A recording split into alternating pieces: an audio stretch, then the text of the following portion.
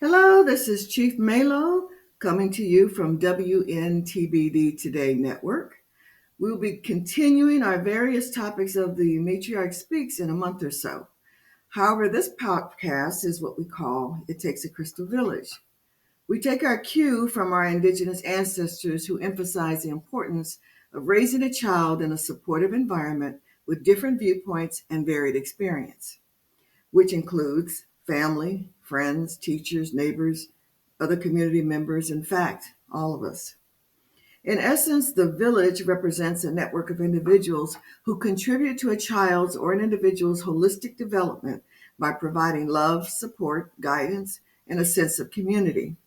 We are all responsible and accountable, and no matter what your age, we are all still children at heart.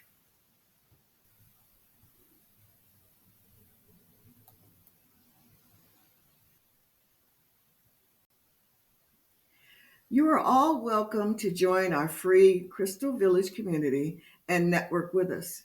Just go to myyachtcrystalvillage.com. You can access either on your computer or download the app by the same name on an Android phone from the Google Play Store. For the next 4 weeks, I'm going to discuss image and colorism. Understand that this is a hot topic and has many layers, facets, opinions, and viewpoints. So this week is just an introduction and overview.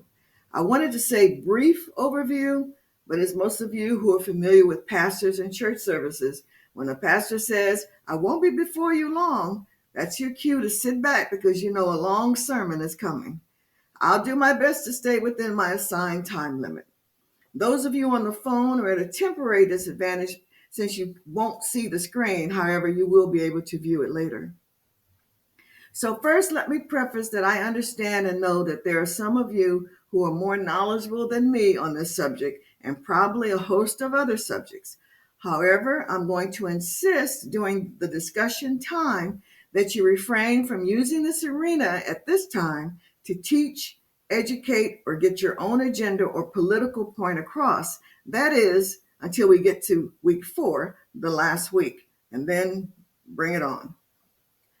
One thing to always keep in mind is the old saying, physician, heal thyself. You always start inwardly and then move outwardly. You can't lead until you first learn how to follow. You cannot spread great wisdom until you first learn how to listen to the wise, understanding that wise and old are not necessarily synonymous. My goal is to bring us into the conscious awareness of a topic that affects us even when we are unconsciously aware of it. There are historical, cultural, and social causes and effects that we will touch on.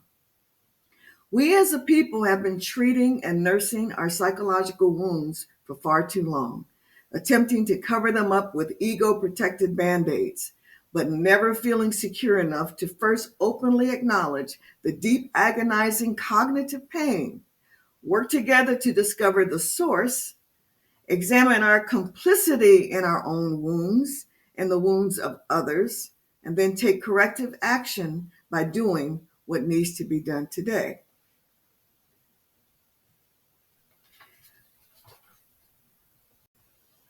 Now, please understand that when I say we as a people, I mean all living beings on this planet that I call Earth.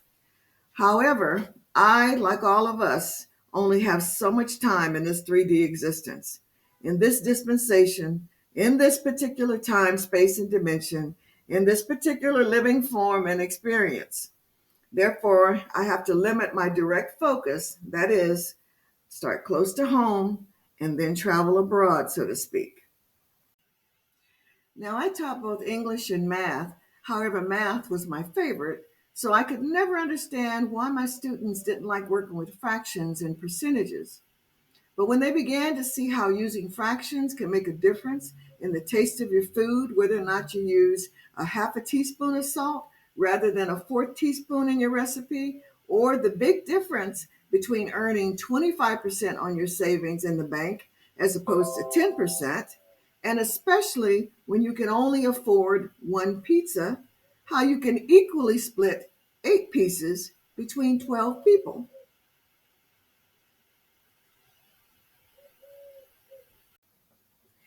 I said of all that to say that when adding fractions, you want to pinpoint a common denominator. Find the least common denominator, and when all is said and done, reduce everything to the least common denominator. Therefore, I must first cater to society's least common denominator, that is, the melanated/copper tone indigenous people or quote unquote Black indigenous community. No other people in every area of life have had such far-reaching generational wounds that have still not been healed, mostly because corrective action to repair and provide remedy in 2025 has still yet to occur. As most researchers, I went into the subject with preconceived notions based on my personal experiences and experiences of others, especially my ancestors, whereby I formulated a subjective premise. However, I kept an open mind and I narrowed my research to 11 literary resources, which I'll make available through a link in the Crystal Village community. As I delved into this subject, I encountered a few surprises, which I'll share in the coming weeks. Also, due to the nature of this topic, I intentionally, am not on camera until the last week's presentation. Now, it's important to understand that colorism and racism are not exactly the same thing. Not every racial group experiences racism. However, just about every racial group has and does experience colorism. A key difference between racism and colorism is that while racism deals with the subjugation, that is, domination and control of one group by another, or the belief in racial supremacy, colorism deals with in-group discrimination in addition to between-group discrimination. The term colorism was first coined by Ms. Alice Walker, author of the book The Color Purple, which was published in 1982. And by the way, Ms. Walker won a Pulitzer Prize the following year in 1983 and is the first melanated indigenous woman to win a Pulitzer for fiction. Now, believe it or not, colorism is a global cultural practice. Colorism deals with prejudice or discrimination against individuals with a dark skin tone, typically among people of the same ethnic or racial group.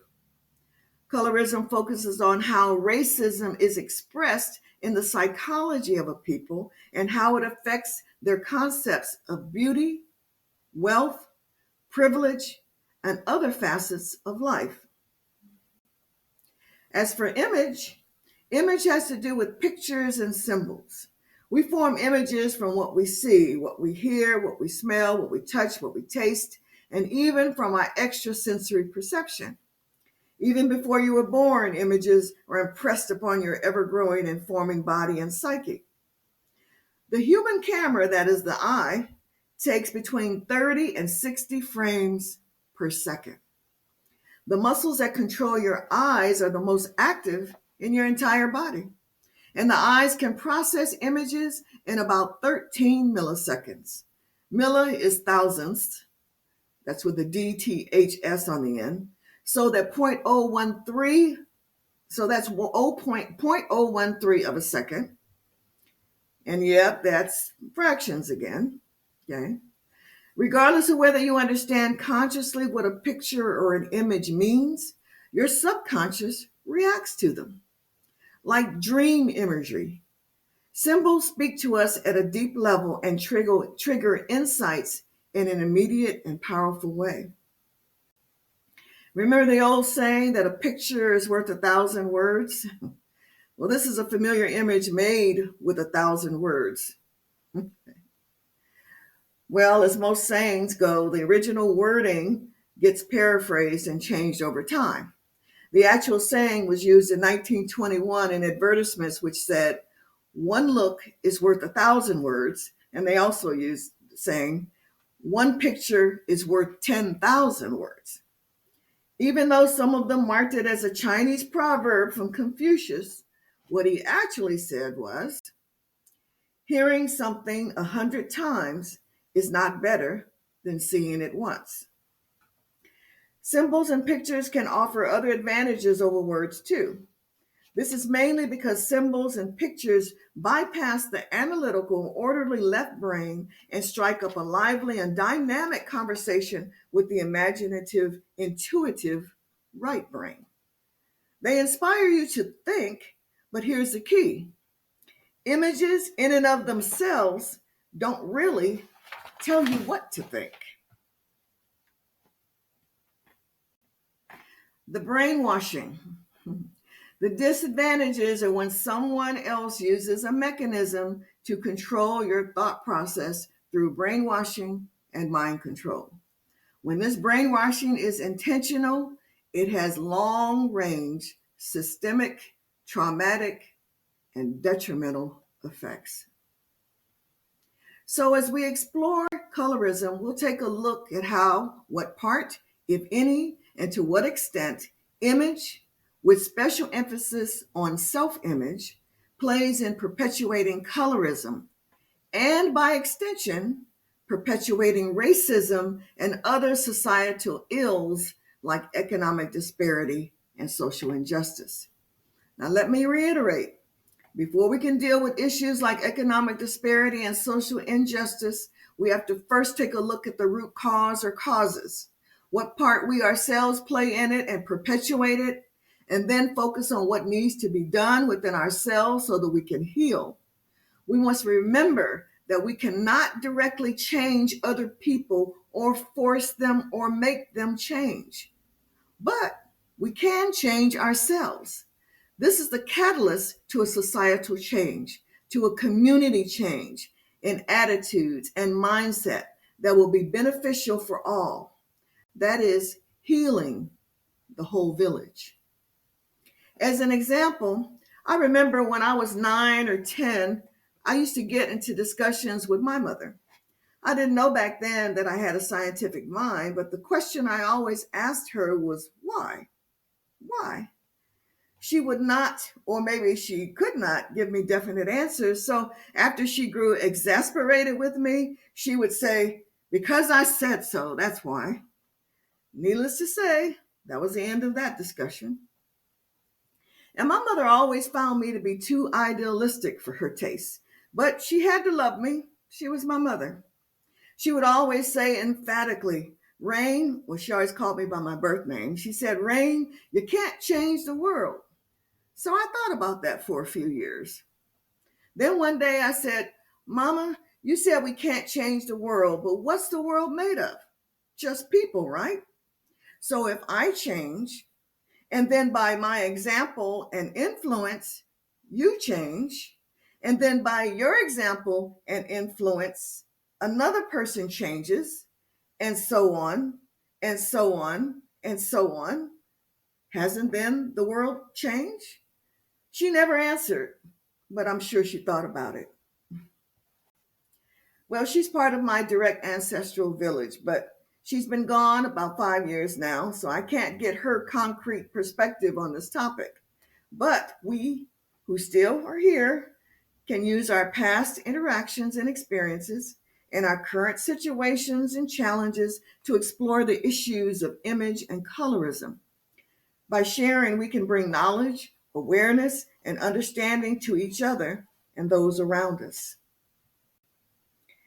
So thank you all for listening. I'll end my introduction and overview by asking all of you, what's been your personal experience and challenges, if any, with image, self-image, and colorism? Now, please, moderators, make sure respondents limit their comments to 2 to 3 minutes at a time. As speakers, we tend to get carried away. I'm one of them. So we need moderators to lovingly keep us on time track. Remember, even if you don't get all your comments out this week, we'll spend 3 more weeks on the same topic. Also, if you feel you have an abundant amount to present, just contact Shatika Killebrew Bay, our podcast coordinator, and we will gladly welcome you to be a guest speaker.